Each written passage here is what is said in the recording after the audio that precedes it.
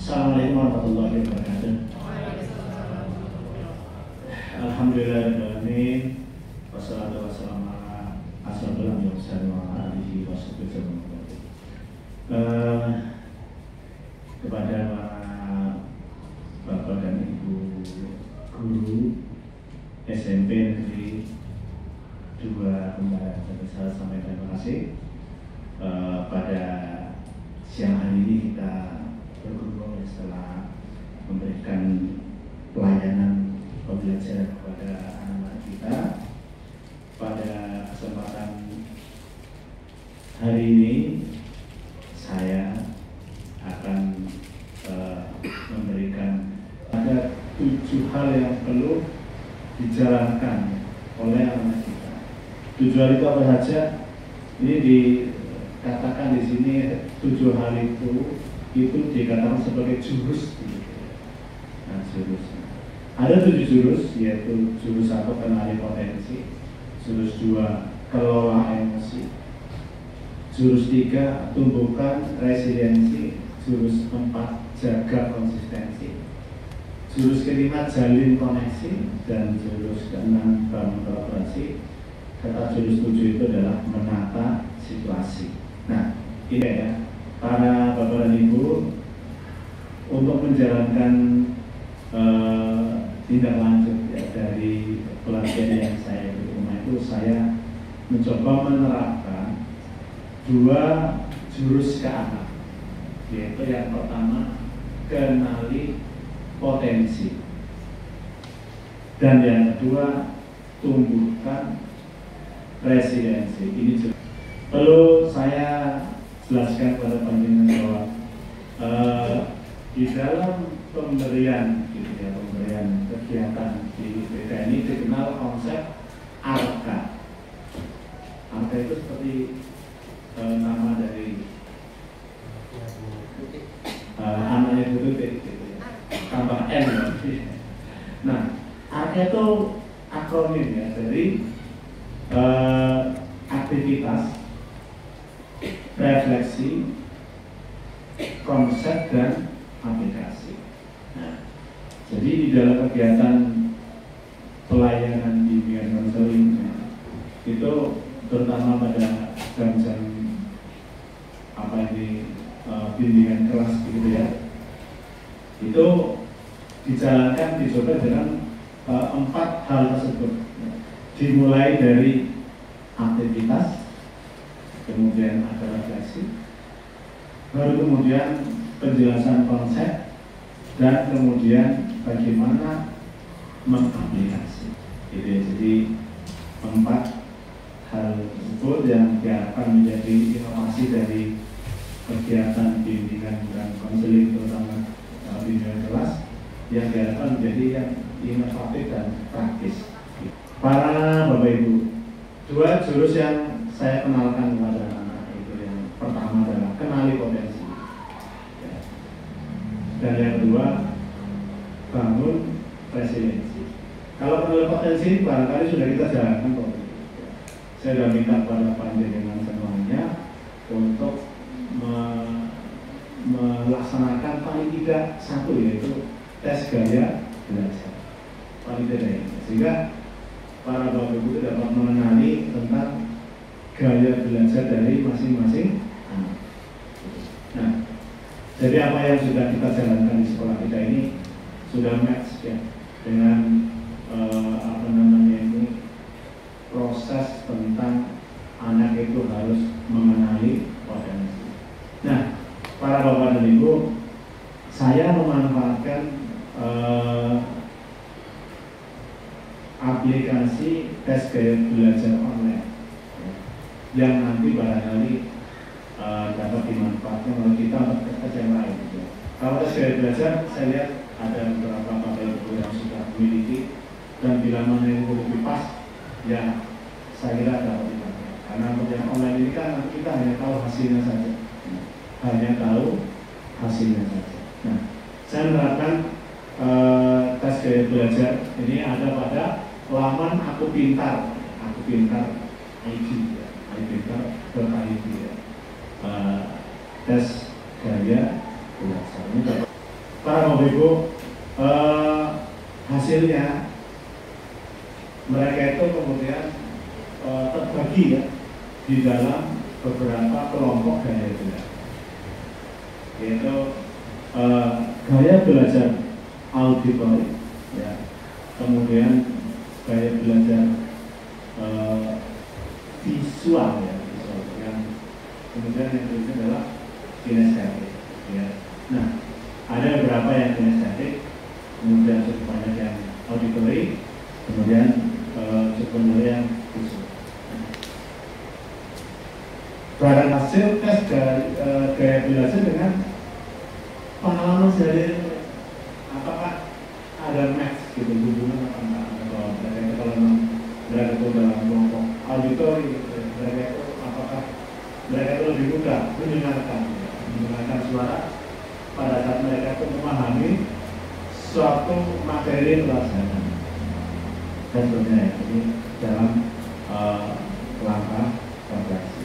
Nah, kemudian pada langkah konsep ini saya menjelaskan tentang apa itu gaya belajar dan apa manfaatnya bagi anak.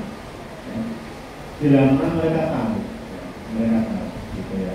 Jadi dengan mereka itu mengetahui dengan gaya belajar, harapannya adalah apa? Nanti kegiatan aktivitas belajar itu dapat disesuaikan dengan gaya belajar mereka masing-masing. Ya. Ini dari segi anak. Kalau dari kita dari segi guru kan berarti kan bagaimana membuat materi pembelajaran kita itu dapat terberikan yang tersampaikan kepada anak dengan beberapa cara, sehingga diharapkan kepada kita sebagai guru ya, mereka yang auditori dapat terfasilitasi, yang kinestetik juga dapat terfasilitasi, ataupun yang visual juga terfasilitasi. Nah, dari sana punya kita berusaha bagaimana ya, mereka itu bisa memahami tentang gaya belajar mereka masing-masing, dan kemudian harapan adalah mereka itu bisa mencari yang lebih pas. Nah, pada aplikasi tadi setelah dengan konsep tentang gaya belajar dipahami, harapan kita adalah mereka itu bisa memilih cara belajar sesuai dengan tipe gaya belajar masing-masing. Dan ini untuk satu tentang kompetensi, sekali lagi bahwa kewajiban dari sekolah nanti dapat diberikan kepada kewajiban dari BPK kelas adalah bagaimana mengajak anak mengenal potensi diri mereka masing-masing, baik itu berupa potensi tentang gaya belajar, potensi kecerdasan maupun yang lain. Kita Bapak Ibu, untuk berikutnya ini adalah jurus 3, yaitu tumbuhkan resiliensi. Bapak Ibu barangkali sebelum saya lebih jauh mengupas resiliensi, mungkin ada yang sudah pernah itu ya, atau sudah pernah mempelajari tentang apa itu resiliensi.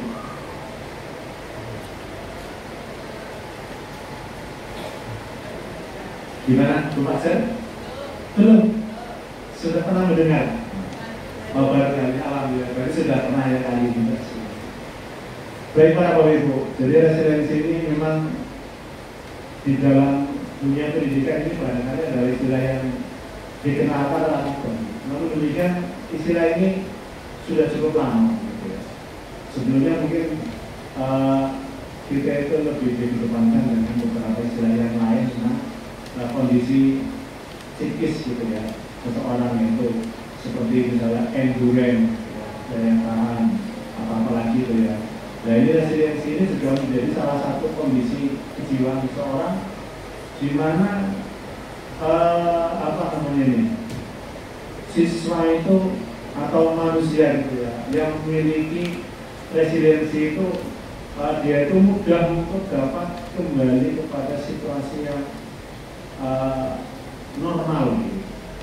Maksudnya gini, jadi kalau seseorang itu kena tekanan, kena apa namanya itu ya, stres gitu ya, maka orang yang memiliki daya resiliensi yang tinggi itu dia akan mudah kembali kepada situasi yang baik, tidak kemudian dia itu terbelenggu di dalam kondisi stres, kondisi apa gitu. Nah, inilah yang dikatakan Bapak Ibu tentang resiliensi ini. Saya menjalankan dengan cara seperti itu.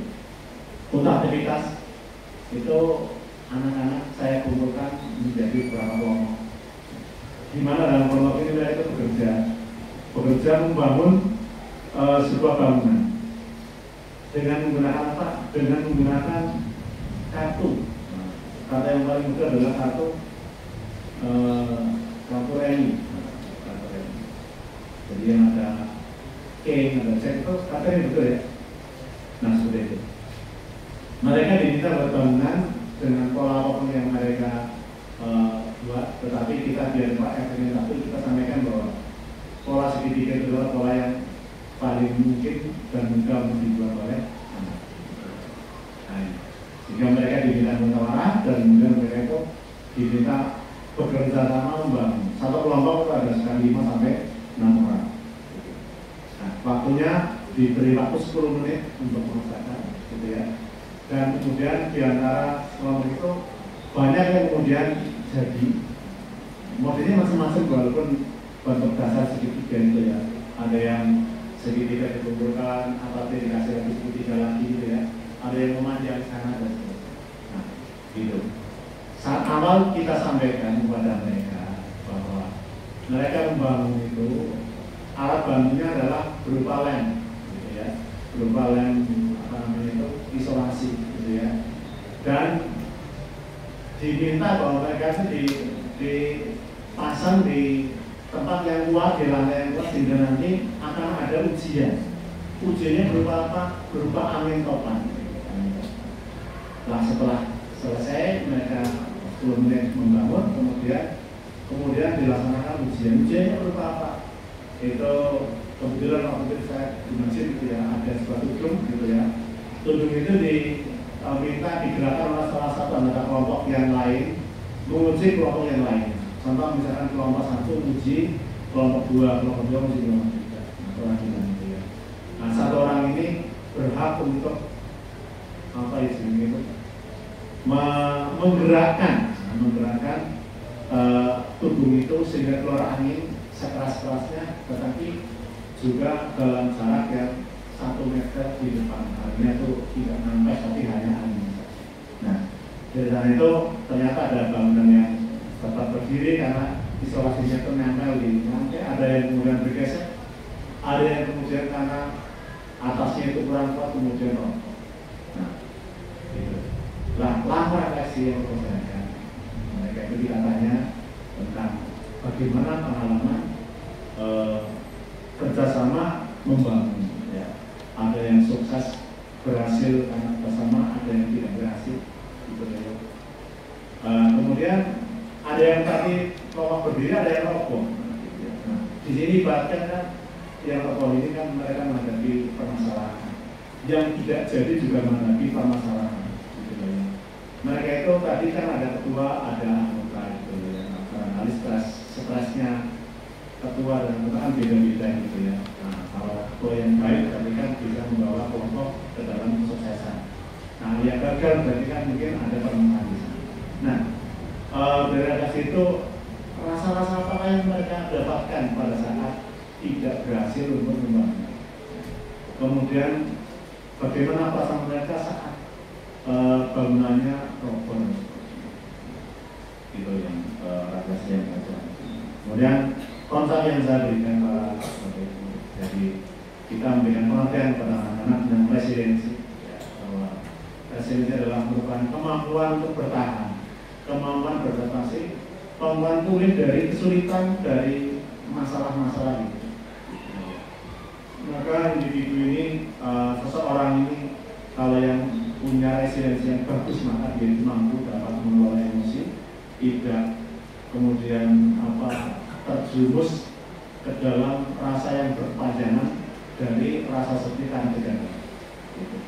Nah, ternyata bahwa resiliensi ini ada hubungannya dengan pola pikir bertumbuh. Dan ini menjadi bahasan dari kita, ya, dari para bapak ibu dulu, untuk kita sendiri maupun untuk anak kita, bahwa kita mengorientasikan membawa anak kita supaya mereka itu memiliki pola pikir bertumbuh, bahwa mereka itu punya masa depan, punya perkembangan, gitu. Sehingga andai kata bahwa sekarang ini mereka itu ada dalam posisi belum bisa, ada posisi nilainya tidak baik, gitu ya, maka pada kesempatan lain mereka itu akan bisa memiliki bisa lebih maju, gitu, Nah, jadi resilient dan pola pikir bertumbuh ini memiliki hubungan yang erat, gitu. Dan kewajiban kita kepada anak-anak adalah bagaimana kalau kita yang mudah-mudahan, dan saya yakin bahwa menjadikan ini memiliki daya lembut yang luar biasa, gitu. Sudah sampai sekarang sudah menjadi guru, teruji dalam banyak ujian, gitu ya. Nah, bagaimana anak-anak kita juga memiliki daya resilient yang tinggi, gitu. Sehingga mereka itu tidak terjerumus ke dalam ketidakjelasan tentang suatu masalah, gitu ya. Nah, sehingga mereka itu bisa bangkit apapun kondisi mereka. Dan hubungan dengan pola pikir itu kita mengharapkan bahwa anak-anak kita semuanya, gitu loh, yang ini yang memiliki potensi yang besar, sangat besar, kurang besar, juga mereka itu memiliki kesempatan yang sama di dalam berkembang.